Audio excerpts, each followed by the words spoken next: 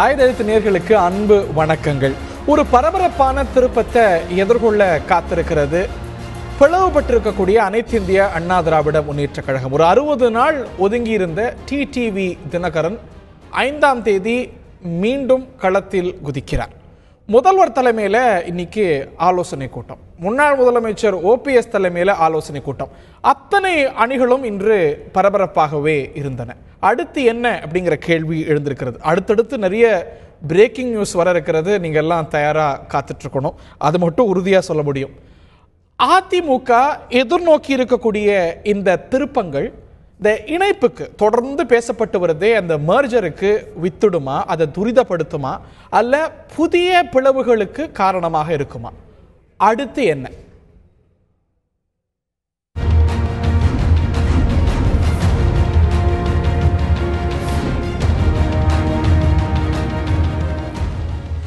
அந்த பேச்சுவார்த்தைக்கான கதவு மூடப்படாமல் அது திறந்து வைத்து அதன் அடிப்படையிலே பேச்சுவார்த்தை நடந்து கொண்டிருக்கிறது. அதற்குரிய ஒரு நல்ல ஒரு சுமூகமான தீர்வுகள் எல்லாம் விரைவிலே எட்டப்பெறும் என்றுதான் மிகுந்த நம்பிக்கையோடு நாங்கள் அனைவரும் இருக்கின்றோம். இரு அணிகளும் ஒன்றுபட வேண்டும். ஆனால் அந்த ஒன்றுபடுவதற்கு இந்த நிபந்தனைகளை அவங்க மீட் பண்ணிட்டு வந்தாங்கன்னா அது வெகு விரைவில் ஒன்றுபடும் நினைக்கிறேன். இங்கே இருக்கிற யாருமே இணைப்பு கூடாதுன்னு சொல்றவங்க கிடையாது. அதாவது 5ஆம் தேதியிலிருந்து அடுத்த கட்டமா அவருடைய கட்சி பணியில ஈடுபட போறேன் அப்படின்னு தீவிர அரசியல் இறங்க போறேன்னு சொல்லி டிடிவி தினகரன் தெரிவிச்சிருக்கிறாரு. இரு அணிகளுக்கும் நான் போதிய காலக்கெடு கொடுத்தேன், ஆனா இரு அணிகளும் இணையாததுனால நான் இப்ப திரும்பி தொடங்க போறேன்னு சொல்லியிருக்கேன். முதலமைச்சர் அண்ணன் எடப்பாடி தலைமையிலே இன்றைக்கு கழகமும் ஆட்சியும் இன்றைக்கு சென்று கொண்டிருக்கின்றது. எனவே மற்றவர்களை பற்றி நாங்கள் கவலை கொள்வதாக. Till 4th only they will do all this. After that you are going to see everything. No, you wait. கட்சியின் துணை பொதுச்செயலாளர் என்ற முறையிலே கட்சியை செயல்படுத்த வேண்டிய, கட்சியை வழிநடத்த வேண்டிய இடத்தில் நான் இருப்பதால் எனது பணியை நான் நிச்சயம் செய்வேன். டிடிவி தினகரன் வரவு அதிமுகவுக்கு சாதகமா பாதகமா? இந்த விவாதத்தில் நம்மிடையே பங்கேற்கிறார்கள் சட்டமன்ற உறுப்பினர் திரு டிடிவி தினகரன் ஆதரவாளர் திரு தங்க தமிழ்ச்செல்வன் அவரை நிகழ்ச்சிக்கு அன்போடு வரவேற்கின்றோம். மூத்த பத்திரிகையாளர் திரு ரமேஷ் அவர்களை அன்போடு வரவேற்கின்றோம். இன்னும் சற்று நேரத்தில் ஓபிஎஸ் அணியிலிருந்து சட்டமன்ற உறுப்பினர் முன்னாள் அமைச்சர் மாஃபா பாண்டியராஜன் அவர்களும், எடப்பாடி பழனிசாமி அவர்களுடைய ஆதரவாளர்கள் ஒருவர் சட்டமன்ற உறுப்பினர் திரு முருகமான் அவர்களும் இந்த நிகழ்ச்சியில் இணைய இருக்கிறார்கள். அனைவருக்கும் வணக்கம், வாழ்த்துக்கள். முதல் கேள்வி திரு ரமேஷ் அவர்கள்ட்ட வைக்க விரும்புகிறேன். டிடிவி தினகரனுடைய வருகை உறுதிப்படுத்தப்பட்டிருக்கிறது, ரீட்ரேட் பண்ணியிருக்கிறாரு. எதற்கு அது வித்திடும் நினைக்கிறீங்க? இணைப்புக்கா, ஓபிஎஸ் இபிஎஸ் அணியுடைய இணைப்புக்கா, அல்ல புதிய பல பிளவுகளுக்கா? அது இணைப்புக்கு வித்திட்டால் நல்லது தான், ஆனால் இணைப்புக்கு வித்திடுமான்றது எனக்கு சந்தேகம். ஏனென்றால் திரு ஓ பன்னீர்செல்வம் அவர்கள் திரு டிடிவி தினகரன் அவர்களை துணை பொதுச் செயலாளராகவும் திருமதி சசிகலா அவர்களை பொதுச் செயலாளராகவும் ஏற்றுக்கொண்டு அந்த அடிப்படையிலே ஒரு இணைப்புக்கு அவர் உடன்படுவாரானால், அவர் இத்தனை நாள் வைத்த வாதங்கள், அவர் இத்தனை நாள் நான் எதற்காக வெளியே இருக்கிறேன் என்று சொன்னாரோ அது அத்தனையும் அடிபட்டு போகும். ஆகவே திரு டிடிவி தினகரன் அவர்கள் செயல்பட தொடங்கப் போகிறார், அதுவும் துணை பொதுச் செயலாளராக தொடங்கப் போகிறார், தனது பணியை தொடங்கப் போகிறார் என்று சொன்னால் there ends the merger possibilities என்றுதான் எனக்கு தோன்றுகிறது. அது மர்ஜர் பாசிபிலிட்டிக்கான வாய்ப்பை பெருக்கிடலையா? இன்னைக்கு திரு ஜெயக்குமார் என்ன சொன்னார்னு கேட்டோம். மத்தவங்களை பத்தி கவலை இல்லைங்கிறாரு, இவரை பத்தி கேட்க இல்ல. அது அப்படி இருக்கும்போது அவரே சொல்றாரு நாங்க இன்னும், அதுதான் நான் முழுமையா முடிக்கல.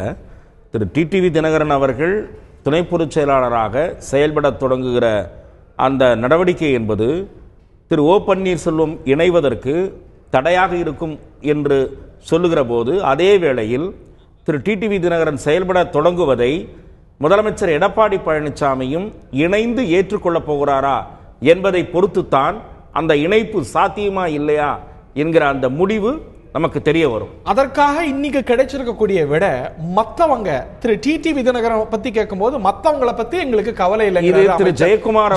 திரு ஜெயக்குமார் அவர்கள் இவ்வாறு திரும்ப திரும்ப கூறுவதை ஏற்றுக்கொள்ள திரு பன்னீர்செல்வமோ அவரோடு இருப்பவர்களோ தயாராக இல்லை. We want the word directly to come from the mouth of the chief minister. அது அவங்க கேட்டகாரிகளா கேட்கறாங்க.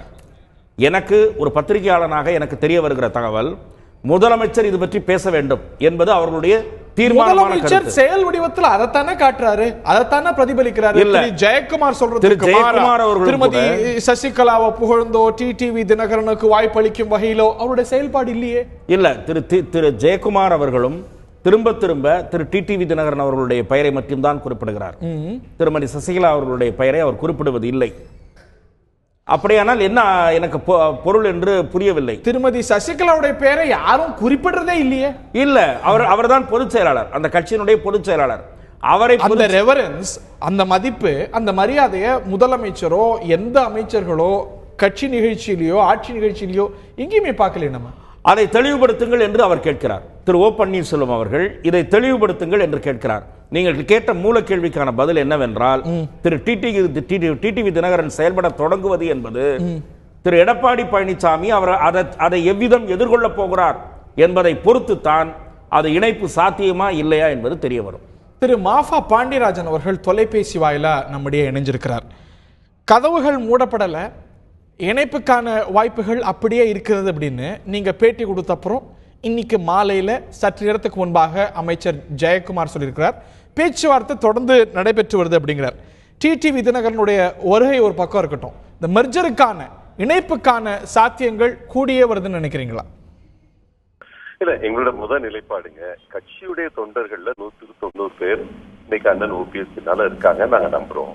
அதை நாங்க ஒவ்வொரு இடத்துலயும் ப்ரூவ் பண்ணிட்டு இருக்கோம். எங்களை பொறுத்த வரைக்கும் இந்த இணைப்பு என்பதற்கு 2 நிபந்தனைகளை நாங்க விதிச்சிருந்தோம். அந்த 2 நிபந்தனைகள் அவங்க திரு EPS அவர்களே அதை ஒத்துக்கிறோம், இதை நான் நிறைவேற்ற போறேன் அப்படின்னு அவர் சொன்னா தான். இப்ப ரமேஷ் அவர்களுடைய வார்த்தை ஒரு வகையில நானும் உடன்படுறேன். அவர் EPS அவர்களே இதை சொல்லிட்டாங்கனாலே அதுக்கப்புறம் அந்த இணைப்பு பேச்சுவார்த்தை துவங்குறதுக்கு நல்ல சாத்தியக்கூறு இருக்கு. இணைப்பு விரும்பாதவங்க யாருங்க கிடையாது. எங்களை பொறுத்த வரைக்கும் அண்ணன் கண்டிஷனா வைத்து வரீங்களோ, திருமதி சசிகலா அவர்களை ஓரங்கட்டுவது, அந்த குடும்பத்தை ஏற்காம இருக்கிறது, அதை செயல் வடிவத்துல செஞ்சு கட்டிட்டாங்களே. இன்ஃபேக்ட் உங்களை விட போர்சிபிளா செய்யறாங்களோன்னு எண்ணம் பல பேருக்கு தோன்றுது. இல்ல, அப்படி இல்ல, நான் மிக்சட் சிக்னல் தானே வருது. ஒரு பக்கம் நீங்க அபிடவிட் ஃபைல் பண்ணிட்டு இருக்கீங்க, இன்னைக்கு தேதிக்கும் கூட அவங்களால இப்ப ஒரு டிடிவி தினகரன் அன்னைக்கு ஹெட் குவார்டருக்கு முன்னால் நின்னார்னா எந்த முகத்தோட அவரை வரவேற்காம இருக்க முடியும்னு எனக்கு தெரியல. ஏன்னா ஒரு பக்கம் நீங்க அவர் பேர்லதான் நீங்க துணை பொதுச் செயலாளர்னு அபிடவிட் 4 லட்சம் பேர் 5 லட்சம் பேர்ல வாங்கி கொடுத்துருக்கீங்க.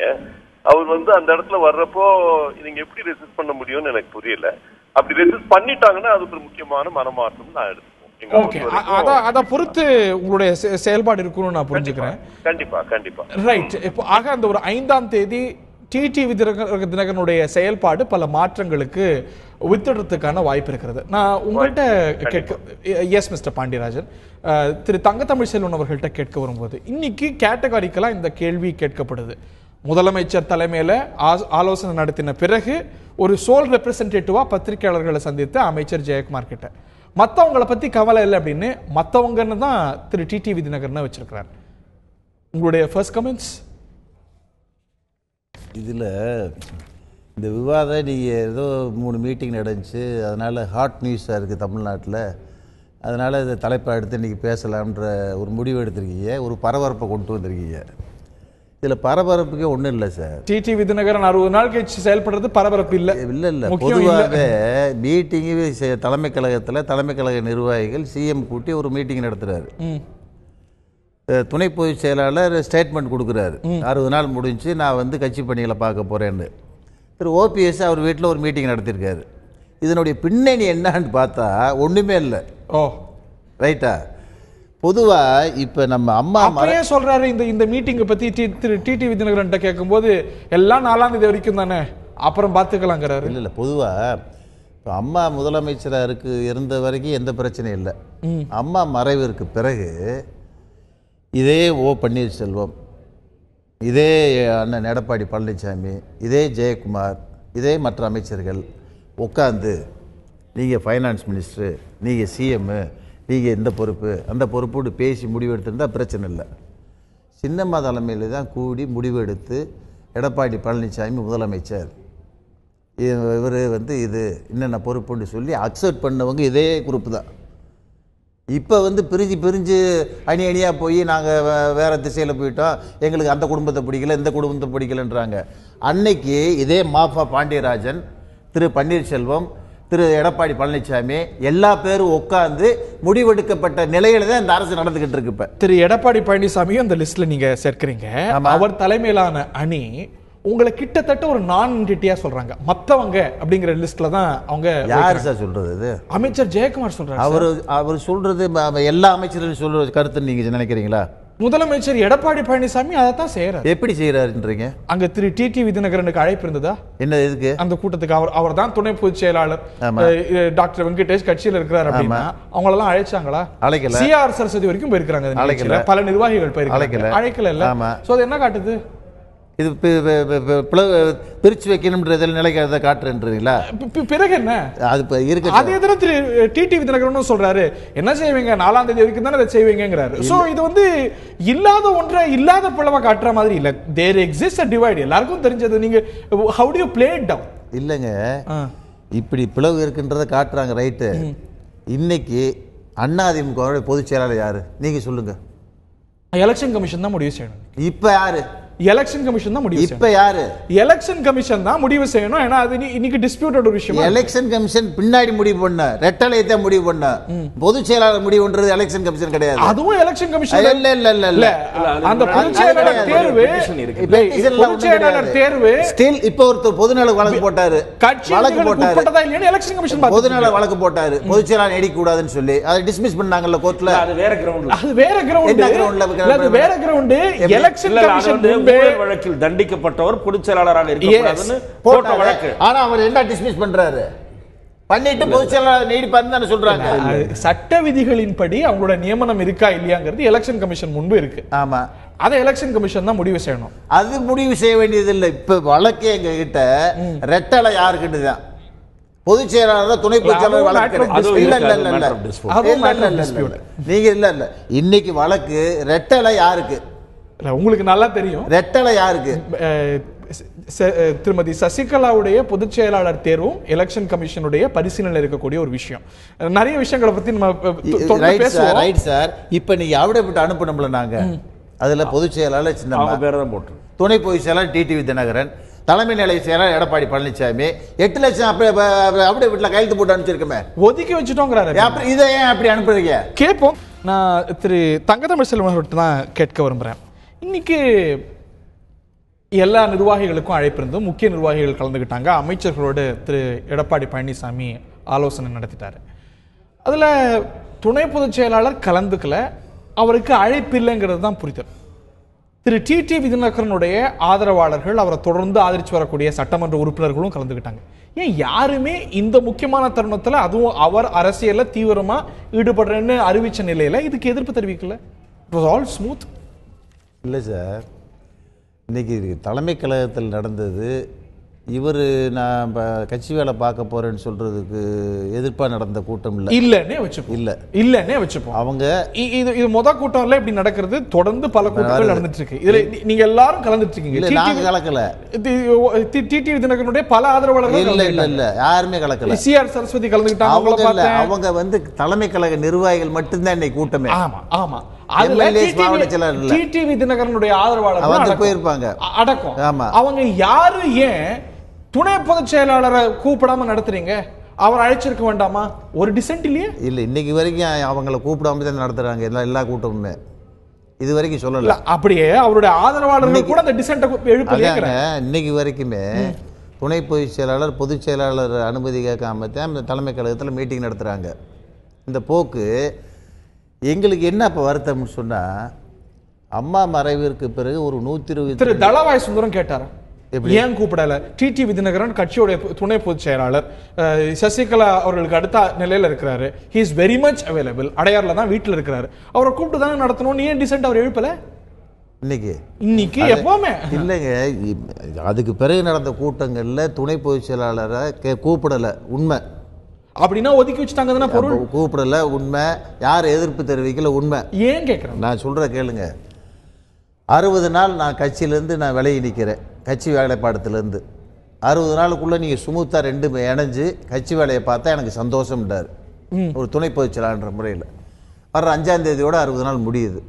முடிஞ்ச பிறகு அவர் ஸ்டேட்மெண்ட் என்னன்னு சொன்னால், உள்ளாட்சி தேர்தல் இருக்குது, நாடாளுமன்ற தேர்தல் இருக்குது, எல்லாரோடையும் இணக்கமாக போய் கட்சி வளர்ச்சிக்கு பாடுபடுவோம் அப்படின்னு தான் சொல்கிறார். முதலமைச்சரை பிரிச்சுட்டோ, அமைச்சரை பிரிச்சுட்டோ, மற்ற மாவட்ட செயலரை பிரிச்சுட்டோ நாங்கள் வந்து ஒரு தனி அணியாக போகணும்னு அவர் விரும்பலை. ஒன்று அவர் he will not rock the boat. ஆட்சிக்கு சங்கடம் கொடுக்க மாட்டார். உண்மை. கட்சி வேலையை நான் பார்க்குறேன், அதுக்கு எங்களை விடுங்கன்றாரு. 5ஆம் தேதிக்கு அப்புறம் இப்படி அவரை அழைக்காம கூட்டம் நடந்துச்சுன்னா எப்படி ரியாக்ட் பண்ணுவார்? ஏன்னா இந்த கேள்வியை பத்திரிகையாளர் கேட்கும்போது 4ஆம் தேதி தானே இது வரைக்கும், 4ஆம் தேதி வரைக்கும் தானே இதெல்லாம் செய்ய முடியுங்கிறாரு. 5ஆம் தேதிக்கு அப்புறம் அவர் செயல்பாடு வேற மாதிரி இருக்குமா? அவருடைய ஆதரவாளர்களுடைய செயல்பாடு வேற மாதிரி இருக்குமா? இல்லை, அதாவது அமைச்சர்கள், தலைமை கழக நிர்வாகிகள் எல்லாம் கூட்டு முயற்சியில் தான் எதுவுமே சக்ஸஸ் ஆகும்.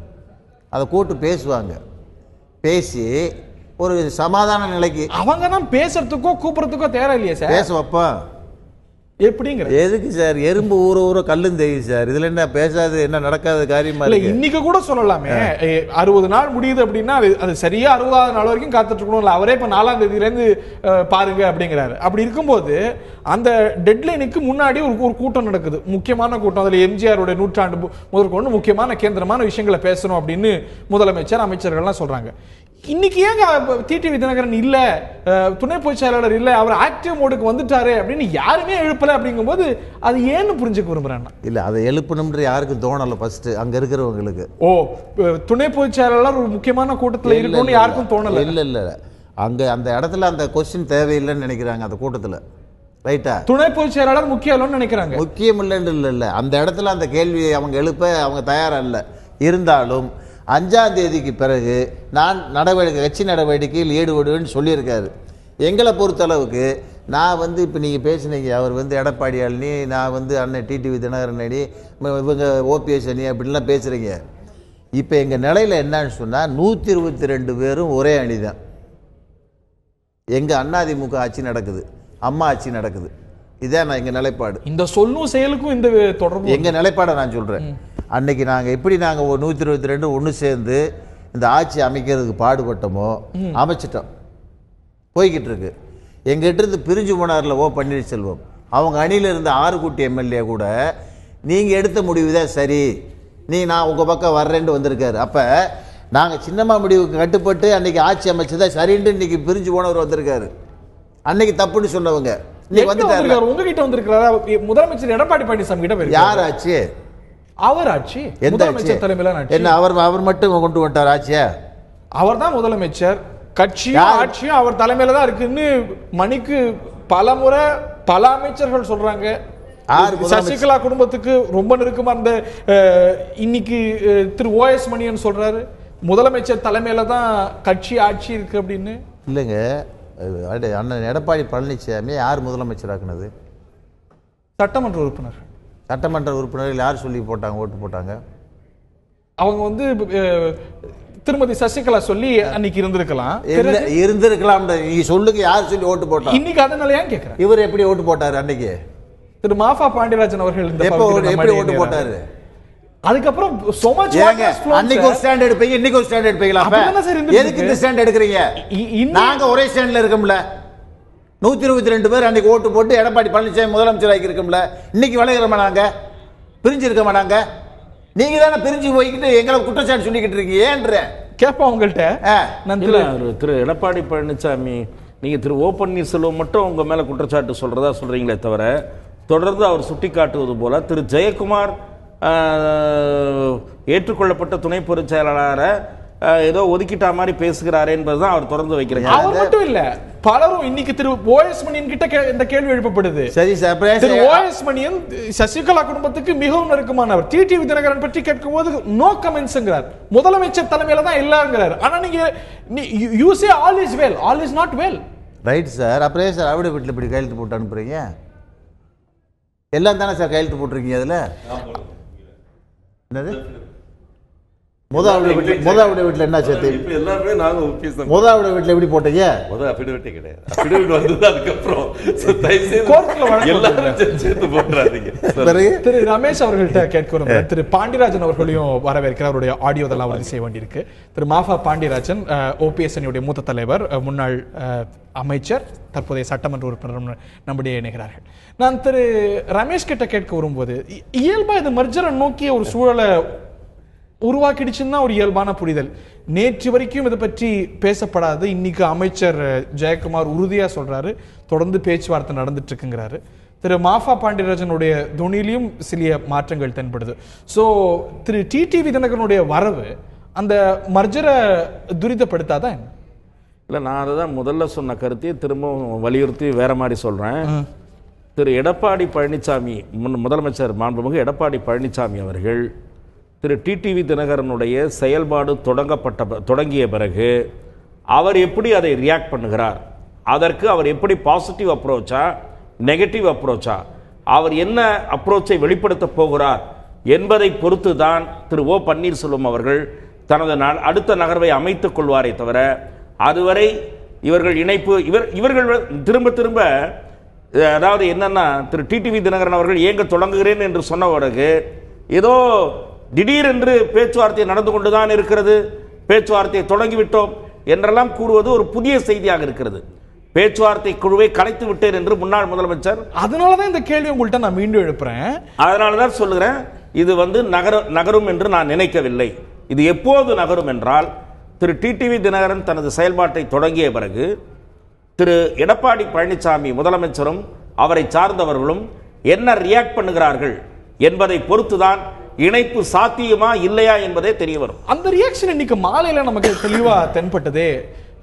அமைச்சர் ஜெயக்குமார் முடிந்த பிறகு ரொம்ப தெளிவா சொல்றாரு, மற்றவங்களை பத்தி கவலை இல்லை, எடப்பாடி பழனிசாமி தலைமையில தான் இருக்கு, நாங்க எல்லாம் திரு பன்னீர்செல்வம் அணியோட அவங்க பேச்சுவார்த்தை குழுவை கலைச்சாலும் கூட பேசிட்டு இருக்கோம், பேசணும், இணையணும்னு நினைக்கிறோம் அப்படின்னு. why not take it seriously? இல்லை பிரச்சனை என்னன்னா, ஜெயக்குமார் அவர்கள் ஒரு நாளைக்கு 2-3 கருத்துக்கள் சொல்லிட்டு இருக்கிறாரு கடந்த பல நாட்களாக. எல்லாரும் தான் இல்ல, அதுல கன்சிஸ்டண்டா இல்ல. எங்களுக்கு என்ன பிரச்சனை, அவர் பேசுறதுல ஒரு கட்டத்துல எங்களை தட்டி விடுற மாதிரி சொல்றாரு, ட்ரம்ப் ஜெயிச்சாலும் நீங்க கிளைம் பண்ணிக்குவீங்கன்ற மாதிரி அந்த குத்தல்கள் அதெல்லாம் அதிகமாகவே இருக்கு அவர் பேச்சில். பார்த்தீங்கன்னா இப்போ கொஞ்ச நாளாக கன்சிஸ்டண்டாக சொல்றாரு, இணைப்பு வேணும், இணைப்பு வேணும், அந்த நிபந்தனைகளை நாங்கள் என்ன அதான் செயல்படுத்திட்டோமே, செயல் வடிவத்தில் காட்டிட்டோமே, அவங்கள ஒதுக்கி வைக்கிறத அப்படின்னு சொல்லிட்டு இருக்கிறாரு. இந்த கேள்விக்கு நான் மறுபடியும் வர விரும்புகிறேன். 5ஆம் தேதி ஆகஸ்டில் டிடிவி அவர்கள் உள்ள நுழைய முயற்சி செய்து அதை எடப்பாடி EPS அவர்களுடைய அரசு தடுத்தது என்றால் அது ஒரு சிக்னல் தான். ஆனால் ஏன்னா நான் முதல்ல கேட்ட கேள்வி தான், இவ்வளவு பேர் அஃபிடவிட் அவங்க தங்கத்தமிழ்ச்செல்வன் கேட்குற அந்த கேள்வியை நானும் கேட்குறேன். 8 லட்சம் அப்படின்னு சொல்கிறாங்க, 5 லட்சமாக இருந்திருக்கும். அதில் 5 லட்சம் அஃபிடவிட் அவங்க ஃபைல் பண்ணியிருக்கிறாங்க. அதை அதில் சசிகலா அவர்களுடைய பெயர் இருக்குது, டிடிவி அவர்களுடைய பெயர் இருக்குது, ஒரு தலைமை நிலைய செயலாளர் பெயர் இருக்குது. இதை நாங்கள் அப்பவே கேட்டுட்டு இருக்கோம். இதை ஏன் இப்படி ஃபைல் பண்ணிட்டு இருக்கீங்க, நீங்கள் ஒரு பக்கம் ஒதுக்கி வைக்கிறேன்னு சொல்லிட்டு இன்னொரு பக்கம் ஃபைல் பண்ணிக்கிட்டே இருக்கீங்களேன்னு நாங்கள் கேட்டுட்டு இருக்கோம். இதுக்கு இப்போ அவங்க என்ன முகத்தோட பதில் சொல்ல முடியும்? தொடக்கத்துல திரு பன்னீர்செல்வம் கூட சசிகலா பொதுச் செயலாளரணும் அப்படின்னு முதல்ல சொன்னவர், பிறகு நிலைப்பாட்டை மாற்றிக்கிட்டார். இன்னைக்கு நிலைமை கணிசமா மாறி இருக்கு. திரு எடப்பாடி பழனிசாமி அவர்கள் அவருடைய லீடர்ஷிப்பை தொடர்ந்து எஸ்டாப்ளிஷ் பண்ணிட்டு இருக்கிறார். சோ அன்றைய நிலைமையும் அஃபிடவிட் ஃபைல் பண்ணும் போது இருந்த நிலைமையும் இன்னைக்கு இருக்கக்கூடிய நிலைமையும் ஒப்பிடுவது, திரு பன்னீர்செல்வம் அன்னைக்கு எடுத்த நிலைப்பாட்டையும் இதையும் சேர்த்து பார்க்குற மாதிரி இல்லையா? இல்லைங்க, 5ஆம் தேதி ஒரு முக்கியமான நாள் நான் நினைக்கிறேன். அன்னைக்கு ஒன்று டிடிவி அவர்கள் போகாமலே இருந்துடலாம், இல்லை போகலாம், போய் தடுக்கப்படலாம், இல்லை உள்ள விடலாம். இந்த 3ல் கட்சி அலுவலகத்தில் 3 தான் எனக்கு நடக்க முடியுங்க. இந்த 3 வாய்ப்புகளில் எது நடந்தாலும் ஓகே, இந்த இணைப்பு முன்னோக்கி செல்லுமா செல்லாதான்றதுக்கு ஒரு முடிவு வந்துடும் நான் நினைக்கிறேன்.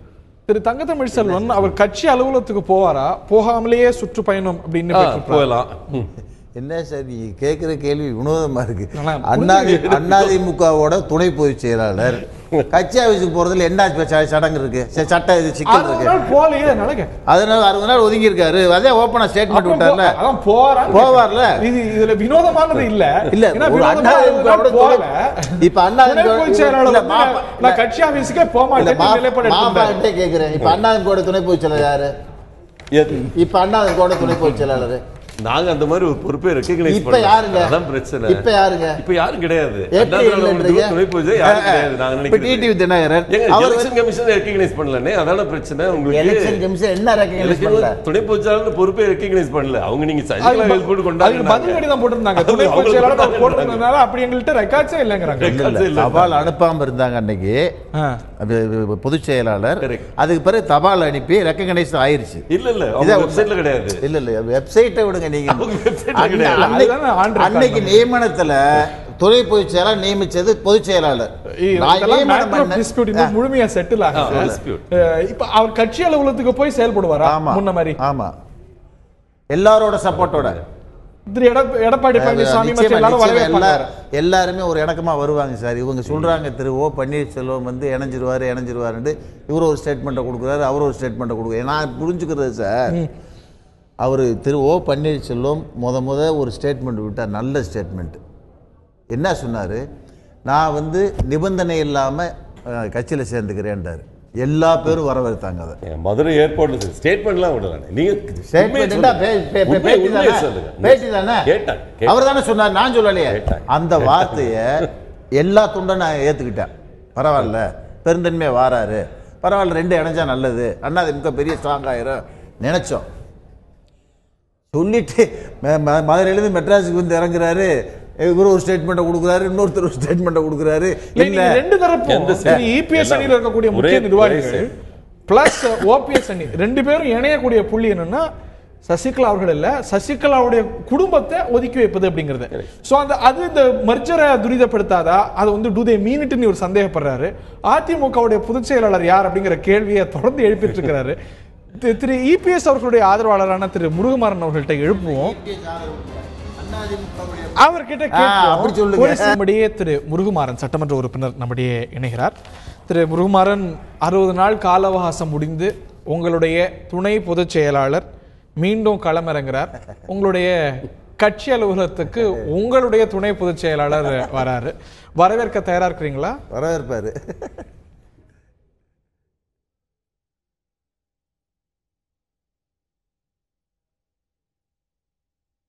ஹலோ, எஸ், கேக்குதா சார்?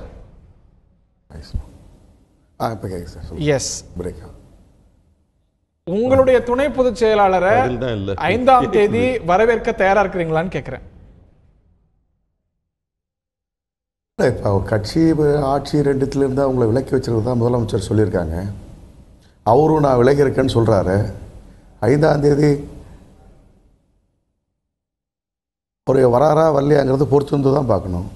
வந்தால் வரவேற்பீர்களா? எல்லாரும் வரவேற்பாங்க முதலமைச்சர் உட்படன்னு மிக தீவிரமா நம்புறாரு உங்களுடைய நண்பர் தங்க தமிழ்ச்செல்வன்.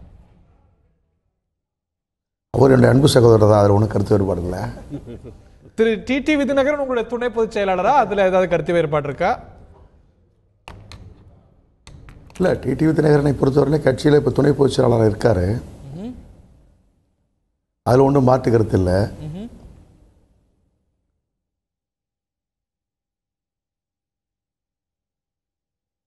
ரொம்ப லேட்டா துணை பொதுச் செயலாளரை ஒதுக்கி வச்சிருக்கீங்க. அந்த நிலைப்பாட்டில இருந்து மாற்றம் இருக்கா? இல்லாட்டி அவர் மீண்டும் தீவிரமா செயல்பட விரும்புவதனால, முடிவெடுத்திருப்பதனால அதை ஆதரிக்கிறீங்களா? திரு ஜெயக்குமார் சொன்னாரே, அதுதான் உங்களோட நிலைப்பாடா? இல்ல அது இன்னும் நியூவான்ஸ்டு பொசிஷனா? இல்லை, ஜெயக்குமார் என்ன சொன்னாங்களோ அதுதான் என்னுடைய நிலைப்பாடு. அவர் இன்னொரு கேள்வியை கேட்டார் உங்களுடைய நண்பர். கட்சியுடைய பொதுச் செயலாளரா நீங்க யார கருதுறீங்க அப்படின்னாரு. பல பேர் அதை டிஸ்பியூட்டட் விஷயமா பார்க்கிறோம். உங்களுடைய பார்வை என்ன? அதிமுகவுடைய பொதுச் செயலாளர் யார்? இல்லை, இப்போ அதிமுகவுடைய பொதுச் செயலாளர் மரியாதைக்குரிய திருமதி வி.கே. சசிகலா என்பதில் எந்த மாற்று கருத்தும் இல்லை. நாங்கள் எல்லாருமே அஃபிடேவிட்டில் இப்போ பொதுச் செயலாளர் அவங்க தான் நாங்கள் அஃபிடேவிட் தாக்கல் பண்ணியிருக்கிறோம். ஸோ திரு எடப்பாடி பழனிசாமியை பொறுத்த வரைக்கும் பொதுச் செயலாளர் யார் அப்படிங்கிறதுல எந்த மாற்று கருத்தும் இல்லை, அதில் எந்த கிரே ஏரியாவும் இல்லை. திரு இபிஎஸ் தலைமையிலான அணி திருமதி சசிகலா அவர்களை தான் பொதுச் செயலாளரா அங்கீகரிக்கிறது. இல்ல திரு டிடிவி தினகரன் எப்படி அணுகிறது அப்படிங்கறதுலதான் மாற்று பார்வை இல்லையா? இல்ல நீங்க பொதுச் செயலாளர் வந்து தேர்ந்தெடுத்த பொழுது பொதுச் செயலாளர் சிறைக்கு சென்று விடுகிறார். அவர் துணை பொதுச் செயலாளர் நியமனம் செய்கிறார். துணை பொதுச் செயலாளர் தன்னுடைய பணிகளை பார்க்கிற போது துணை பொதுச் செயலாளரும் சிறைக்கு சென்று விடுகிறார். எனவே இந்த இடைப்பட்ட காலத்தில் கட்சியையும் ஆட்சியையும் தமிழகத்தினுடைய முதலமைச்சர் நடத்தி வருகிறார். எனவே அந்த பணி தொடர்ந்து நடைபெற்றுக் கொண்டிருக்கிறது. சிறையிலிருந்து வெளியே வந்தவுடன் துணை பொதுச் செயலாளர் 2 அணிகளும் இணைய வேண்டும். எனவே நான் விலகியிருக்க சொல்லி பொதுச் செயலாளர் சொல்லியிருக்கிறார். நான் விலகியிருக்கிறேன் என்று அவர் சொல்லியிருக்கிறார். இன்று வரை அவர் விலகியிருக்கிறார். அவர் மீண்டும் வருகிறாரே, அப்போ உங்களுடைய நிலைப்பாடு என்ன? அவர் தலைமையை ஏற்று செயல்படுவதா? எனக்கு தான் அதுக்கான அதிகாரம் இருக்கு, in absence of the general secretary எனக்கு தான் அதிகாரம் இருக்கு அப்படிங்கும்போது இயல்பாவே அவருடைய தலைமையை தான் அப்ப ஏற்பீங்களா? உங்களுடைய லாஜிக் படி தலைமை கழகத்தினுடைய நிர்வாகிகள் கூட முடிவெடுப்பார்கள். இல்லை அதில் அவர் சொன்ன கருத்தில் நான் உடன்படுறேன். என்னன்னு சொன்னால், இப்போ ஜெயக்குமார் ஒருத்தர் தான் சார் ஸ்டேட்மெண்ட்டே கொடுக்குறாரு. அவரோட நிலைப்பாடு தான் நிலைப்பாடுங்கிறார். இல்லை அவர் இப்போ சொல்கிறார்ல தலைமை கழக நிர்வாகிகள் கூடி முடிவெடுப்பார்னு சொல்லி, நல்ல கருத்து நான் வரவேற்கிறேன். நான் காரணம், அவருக்கோ எனக்கோ யார் முதலமைச்சராக வாங்க யார் இதாக வாங்க எங்களுக்கு பிரச்சனை இல்லை. எங்களுக்கு தேவை அம்மா ஆட்சி தொடரணும். அதுக்கு ஒரு முதலமைச்சர் வேணும், வச்சாச்சு. பொதுச் செயலாளர் துணை பொதுச் செயலாளர் சிறையில் இருக்கும்போது துணை பொதுச் செயலாளர் நியமனம் பண்ணி வெளியில் வந்துட்டாரு. இன்னைக்கு ஆக்டிவா பாலிடிக்ஸ் பண்ண வாராரு. இல்ல திரு முருகுமாரன், நீங்க சொல்றதுல முரண்பட்ட கருத்துக்கள் இருக்கு இல்லையா? திரு ஜெயக்குமார் சொல்ற கருத்து தான் எங்க கருத்துங்கிறீங்க. திரு டிடி விதிநகரன் எப்படி அணுகுவீங்க அப்படிங்கும்போது நாங்க கூடி பேசி முடிவு எடுப்போங்கிறீங்க. திரு ஜெயக்குமார் என்ன சொல்றாரு, மத்தவங்களை பத்தி எனக்கு இங்க என்னங்க கவலை, திரு எடப்பாடி பழனிசாமி தலைமையில தான் கட்சி ஆட்சி ரெண்டும் இருக்குங்கிறீங்க அப்படின்னு திரு ஜெயக்குமார் சொல்றார். நீங்க திருப்பி திருமதி சசிகலா தான் தலைவர் பொதுச் செயலாளர் அப்படிங்கிறீங்க. டிடி விதிநகரன் எப்படி அணுகிறதுங்கிறத பத்தி கூடி பேசுவோங்க. நிறைய முரண்பாடு சார். இல்ல நீங்க என்கிட்ட நீங்க நேரடியா கேட்கிற கேள்வி, இப்போ கட்சிக்கு பொதுச் செயலாளர் யாருன்னு நீங்க கேட்டீங்க. அப்ப என்ன சூழல் இருக்கோ அதை தானே நான் சொல்ல முடியும். திருமதி மற்ற அணி, நீங்க இணைப்ப விரும்பக்கூடிய திரு பன்னீர்செல்வம் அணி அந்த இணைப்புக்கான ப்ரீ கண்டிஷனாகவே திருமதி சசிகலா பொதுச் செயலாளராக இருப்பதை ஏற்றுக்கொள்ள முடியாது, தட்ஸ் அ மேட்டர் ஆஃப் டிஸ்பியூட்னு கருதுது. நீங்க அவங்களோட நாங்க இணைய போறோம், ரொம்ப இணைஞ்சிட்டோம், பக்கத்துல வந்துட்டோம், தொடர்ந்து பேசிட்டு இருக்கோங்கிறீங்க. சோ இங்கேயே அந்த முரண்பாடு பெருசாயிடுது இல்லையா? இல்ல முரண்பாடு இல்ல. நாங்க இப்ப அவங்கள விலக்கி வச்சிருக்கிறோன்னு முதலமைச்சர் சொல்றாரு. அவர் தான் தலைமை நிலைய செயலாளராகவும் இருக்காரு. தலைமை நிலையத்திலிருந்து முதலமைச்சர் சொல்லல. உங்ககிட்ட சொல்லிப்பாரு ஒருவேளை சொன்னா சொல்லுங்க, ரெக்கார்ட் பண்ணிருங்க. முதலமைச்சர் இது வரைக்கும் வாய் திறக்கல. கருத்து சொல்லல. முதலமைச்சர் பொதுச் செயலாளரோ துணை பொதுச் செயலாளர் விலக்கி வைக்க சொல்லி இது வரைக்கும் சொல்லல. இல்ல முருகுமாரன் சார் இருந்திருக்கலாம்,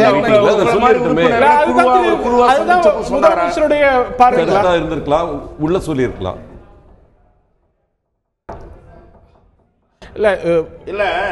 அவர் முடிச்சிட்டு கேக்குறது ரொம்ப இதா சொல்லுங்க. சசிகலா தினகரன் 2 பேரையும் சொல்லிருக்காரு. எங்க சொன்னாரு, எங்க சொல்லிருக்காரு? கட்சி மீட்டிங்ல இருக்கலாம். அவர் சொல்ல விரும்புறாருங்க, சொல்ல விடுங்க. கோஹித் சார். முருகுமாரன் சொல்லட்டும். இல்ல இப்ப துணை பொதுச் செயலாளரையும் பொதுச் செயலாளரையும் முதலமைச்சர் விருப்பப்படி அவர் சொல்லிதான் தலைமை நிலையத்திலிருந்து தலைமை கழகத்திலிருந்து அவருடைய புகைப்படங்கள் அகற்றப்பட்டிருக்கின்றன. முதலமைச்சர் உடன்படாமல் எப்படி தலைமை கழகத்திலிருந்து அந்த புகைப்படங்களை அகற்றியிருக்க முடியும்? அதையும் நீங்க தான் சொல்றீங்க. பொதுச் செயலாளர் இல்லை, சசிகலா பொதுச் செயலாளர் இல்லை, இல்ல நீங்க பொதுச் செயலாளர் இல்லை, துணை பொதுச் செயலாளர் இல்லை, இருவரும் எதிர்பாராத விதமாக சிறைச்சாலையில் சென்று விடுகிறார்கள். இந்த சிறைச்சாலையில் சென்ற இடைப்பட்ட காலத்தில் கட்சியையும் ஆட்சியையும் நடத்தியது யார்? தலைமை நிலைய செயலாளராக கட்சியை இல்ல, நீ அந்த இடைப்பட்ட காலத்துல இருந்து தானே அவங்க அந்த புகைப்படத்தெல்லாம் அகற்றிட்டு அவர் தான் அப்ப அந்த சமயத்துல தானே அறிவிச்சாங்க. அவங்க சிறையில இருக்கும்போது துணை பொதுச் செயலாளர் நீங்க நீக்கிறீங்க. துணை பொதுச் செயலாளர் சிறைச்சாலையில் இருக்கின்ற பொழுது, பொதுச் செயலாளரும் சிறைச்சாலையில் இருக்கின்ற பொழுது துணை பொதுச் செயலாளரையும் கட்சியிலிருந்து விலக்கி வைக்கிறோம் என்று அன்றைக்கு முதலமைச்சருடைய ஒப்புதல் பேரில் தான் தலைமை கழகத்திலிருந்து பொதுச் செயலாளருடைய புகைப்படங்கள் அகற்றப்பட்டன. தலைமை நிலைய செயலாளர் அவர் தானே. அவருடைய அனுமதி இல்லாமல் தலைமை நிலையத்தில் யார் போய் தலைமை கழகத்தில் அகற்ற முடியும்? அது இவருடைய யூகமா இருக்கலாம். அவர் ஓபன் ஸ்டேட்மெண்ட் இது வரைக்கும் விடல. செயல்ல காட்டிட்டாருங்கிற செயல்ல காட்டுனது படம் ரிமூவ் ஆயாச்சு, அவங்கள பத்தி எந்த மென்ஷனும் இல்ல. சோ அது செயல்லே தெரியுது. நாங்க என்ன சொல்றோம், நீங்க நான் திரு ரமேஷ் அவர்கள்ட்டையும் திரு பாண்டியராஜன் அவர்கள்ட்டையும் தொடர்ந்து கேட்க விரும்புறேன். திரு டிடிவி தினகரன் கட்சி அலுவலகத்துக்கு வருவாரேனா, வருவார்னு இந்த ஃபர்ஸ்ட் பிளேஸ் நினைக்கிறீங்களா? வந்தா அது இணக்கமா ரெண்டு அணியும் அதை அணுகும் நினைக்கிறீங்களா, இல்ல அது கன்ஃபரன்டேஷனுக்கு வழிவகுக்கும் நினைக்கிறீங்களா? நிச்சயமாக கன்ஃபரன்டேஷனுக்கு தான் வழிவகுக்கும் நான் நினைக்கிறேன். எனக்கு என்ன நினைக்கிறேன்னா, இன்றைக்கு திரு ஜெயக்குமார் அவர்கள் தெரிவித்திருப்பது முதலமைச்சர் வெளிப்படையாக அவர் வரமாட்டேன்றார். திரு தங்கத்தமிழ் செல்வன் குறிப்பிடுவது போல முதலமைச்சர் வெளிப்படையாக பேச ஏன் பேசலன்னா அவர் பயப்படுறார். ஆட்சியை கவுத்துருவாங்களோன்னு பயப்படுறாரு. அந்த பயம் தான் அவரை தடுக்குது. அதே இல்ல ஜெயக்குமார் மூத்த அமைச்சர் 15 அமைச்சர்கள் புடைசூழ ஏற்கனவே தலைமைச் செயலகத்திலேயே ஒரு பேட்டி கொடுத்தார். தமிழக அரசுடைய தலைமைச் செயலகத்தில் பேட்டி கொடுத்தார். நான் சொல்லி முடிச்சிடறேன். அந்த பேட்டியை கொடுப்பதற்கு முன் அந்த 15 அமைச்சர்களில் 7-8 சீனியர் மினிஸ்டர்ஸ் முதலமைச்சர் சேம்பர்ல போய் அவரை கன்சல்ட் பண்ணிட்டு கீழே ஜெயக்குமார் பேட்டி கொடுத்தாரு. இதே தினகரன் அவர்களை விமர்சித்து அன்றைக்கு பேட்டி கொடுத்தாரு. ஆக முதலமைச்சர் பேசாமல் இவர்களை பேச வைக்கிறார். நீங்க கேட்ட அடுத்த கேள்வி, திரு டிடிவி தினகரன் அவர்கள் தலைமை கழகத்துக்கு வருவது இவர்கள் விரும்ப மாட்டார்கள். நிச்சயமாக அதை தடுக்க முற்படுவார்கள். இன்றைக்கு அதிகாரம் ஆளுங்கட்சியின் கையில் இருக்கிறது. இவர்கள் ஆளுங்கட்சியின் ஒரு அங்கமாக இருந்தாலும் முதலமைச்சர் சொல்வதைத்தான் தலைமை கழகத்தில் பணியாற்றுபவர்கள் கேட்பார்கள், போலீஸ் கேட்கும். இது திரும்பவும் மறைந்த புரட்சித் தலைவர் எம்ஜிஆருடைய மறைவுக்கு பிறகு தலைமை கழகத்தின் வெளியே என்ன பிரச்சனைகள் ஏற்பட்டதோ அந்த பிரச்சனைகளுக்கு கூட இட் மே லீடு, இந்த சிச்சுவேஷன் இட் மே லீடு. அப்படியே திரு முருகமாறன் நீங்களே சொல்றீங்க அவர் தான் துணை பொதுச் செயலாளர் அப்படின்னு. அப்படின்னா இயல்பாகவே தலைமை அலுவலகத்தில் அவர் பணியாற்றத்துக்கான ஃப்ரீடம் இருக்கணும் இல்லையா? நீங்க அதை அனுமதிப்பீங்களா? அனுமதிக்க மாட்டீங்கன்னு திரு ரமேஷ் கருதுறாரு. கரெக்ட் இல்ல? இப்ப துணை பொதுச் செயலாளர் சிறைச்சாலையில இருந்து வெளியில வந்த உடனே தலைமை கழகத்திற்கு அவர் வந்திருக்கணும். இன்னைக்கு இருக்கிற வேகமும் ஆர்வத்தையும் அவர் அன்னைக்கு காட்டியிருக்கணும். 60 நாள் உங்களுக்கு டைம் கொடுத்தாரு, நீங்க விரும்பின ஆமா அவரே விலகிடுறேன் அப்படின்னு சொல்லிட்டா விலகிருக்கேன் இல்ல. அப்ப எதனால அவர் விலகிருக்கேன்னு சொன்னாரு? 2 அணிகளும் இணையணும் தானே விலகிருக்கேன்னு சொன்னாரு. நான் மீண்டும் வரேங்கிறாரு. இப்ப அவருக்கு வரத்துக்கான உரிமை இருக்கா இல்லையா? நீங்களே ஒத்துக்கிறீங்க அவர் இல்ல இல்ல நீங்க சோ அப்படினா துணை பொதுச் செயலாளர் கட்சி அலுவலகத்துக்கு வரலாமா கூடாதா? ஏன் வரலன்னு கேக்குறீங்க. அது இல்ல இல்ல இப்ப நீங்க மீண்டும் இன்னைக்கு வரதுக்கு அவருக்கு உரிமை இருக்கா இல்லையா? நீங்க இப்ப நீங்க மீண்டும் அவர் வந்தால் நம்முடைய செய்தியாளர் பத்திரிகையாளர் அருமையன் ரமேஷ் அவர்களை சொன்னதை போல அங்கே கருத்து வேறுபாடுகள் பிளவுகள் வரும், மீண்டும் வரும். இல்ல வரத நீங்க அனுமதிப்பீங்களா இல்லையா? யாரு தலைமை இன்னார்தான் கொண்டு போய் தலைமை யார் இன்னார்தான் நம்ம போய் திணிக்க முடியாதுல்ல, மக்களா ஏத்துக்கணும்ல. இல்லங்க நீங்களே அட்மிட் பண்றீங்க அவர் தான் துணை பொதுச் செயலாளர்னு. அப்படின்னா துணை பொதுச் செயலாளருக்கு கட்சி அலுவலகத்துக்கு வரதுக்கு உரிமை இருக்கு. That is not trespassing by your own admission. இல்ல அவர் நீங்க அவர் வரட்டும், வரும்போது பாத்துக்கலாம்.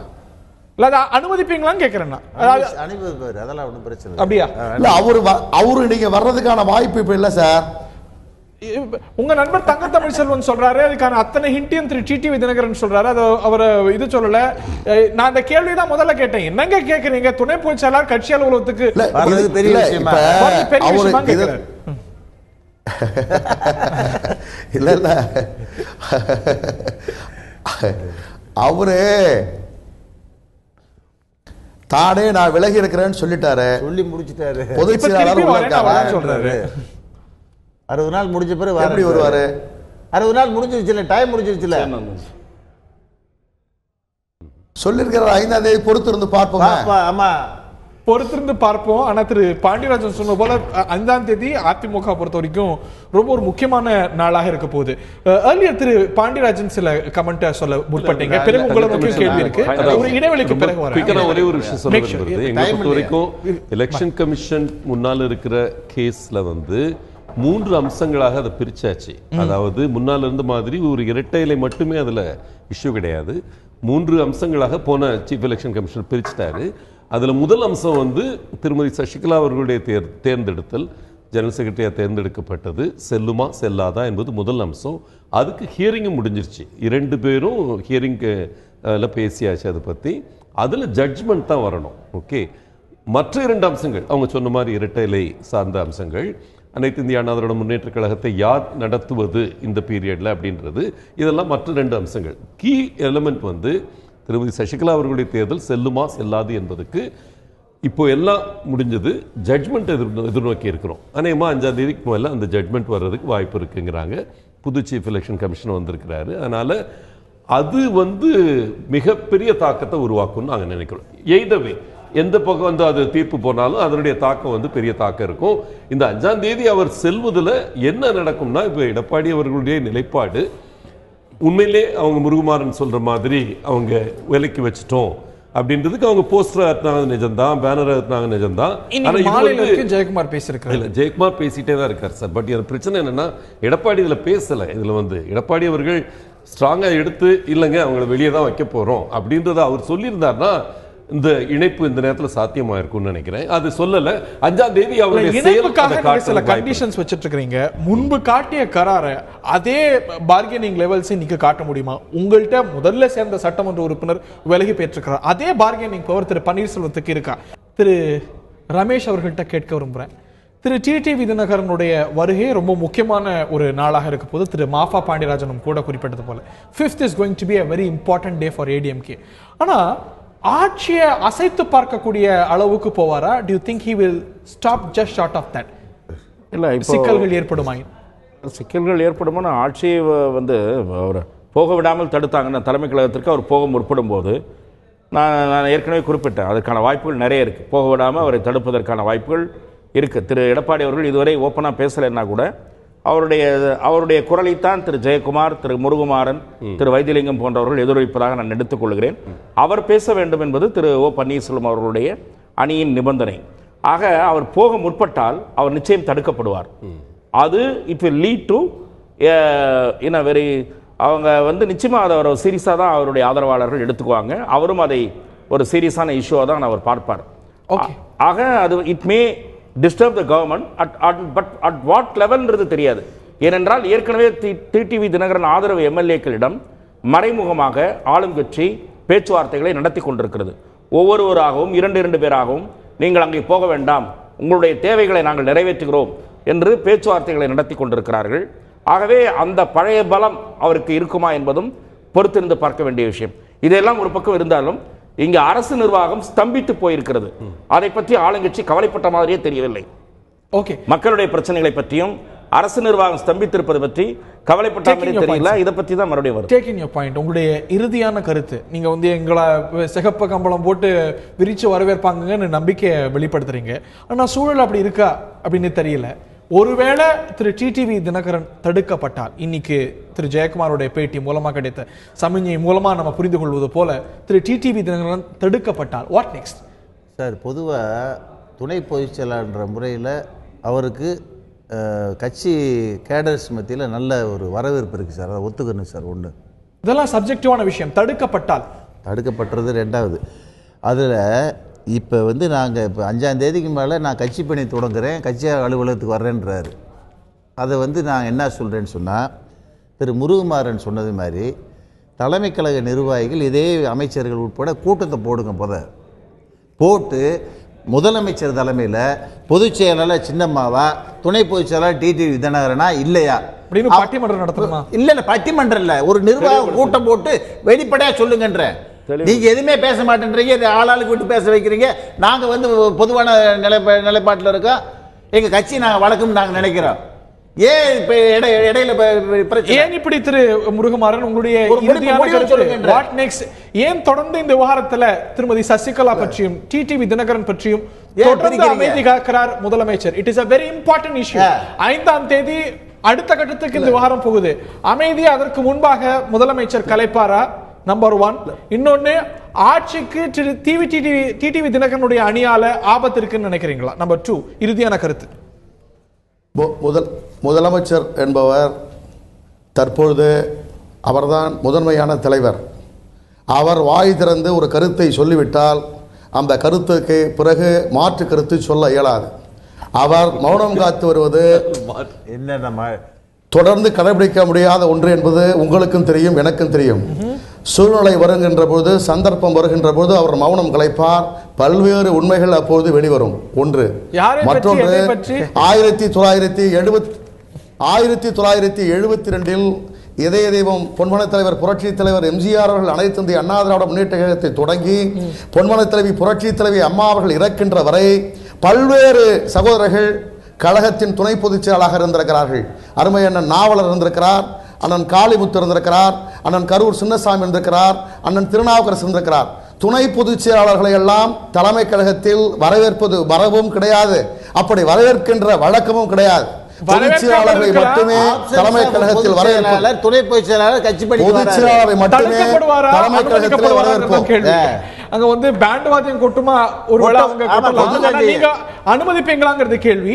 இறுதியான கருத்து திரு மாஃபா பாண்டியராஜன், உங்களுடைய பார்கெனிங் லெவல் அதே அளவுக்கு இருக்கா?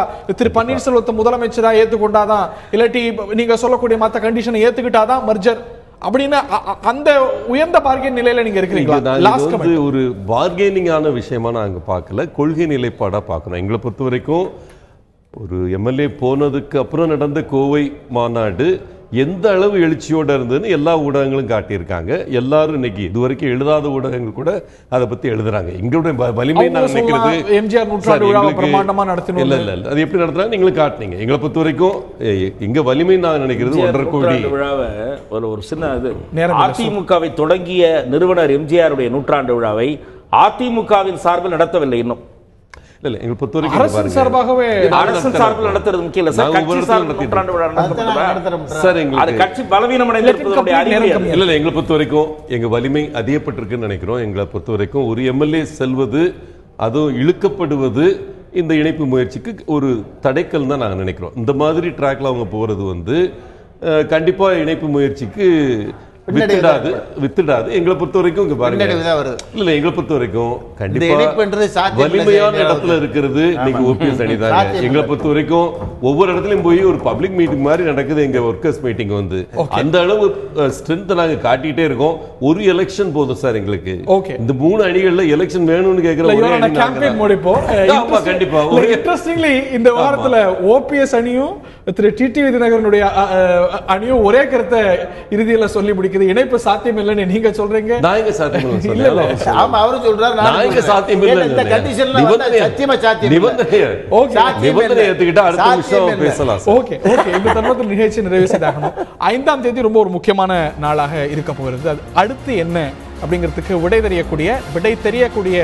விடை தெரிய தொடங்கக்கூடிய ஒரு நாளாக இருக்கலாம். Very important day. Thiru TTV Dhinakaran மீண்டும் கட்சி பணியை தொடங்கும் போது இபிஎஸ் அணி அதை எப்படி அணுகும், முதலமைச்சர் அதை பற்றி என்ன நிலைப்பாடு எடுப்பார், அவர் கட்சி அலுவலகத்துக்குள்ள அனுமதிக்கப்படுவாரா, திரு பன்னீர்செல்வம் அணி அதை எப்படி பார்க்கும், ஹேஸ் டு பி வெயிட் அண்ட் அதை வந்து பொறுத்திருந்து பார்க்கும். நிகழ்ச்சியில் பங்கு கொண்ட விருந்தினர்கள் அனைவருக்கும், பார்த்த நேர்களுக்கும் நன்றி. ஆயுதெழுத்து நீட்சியில் இன்னும் சில நிமிடங்களில் சந்திப்போம். தொடர்ந்து நேரம்.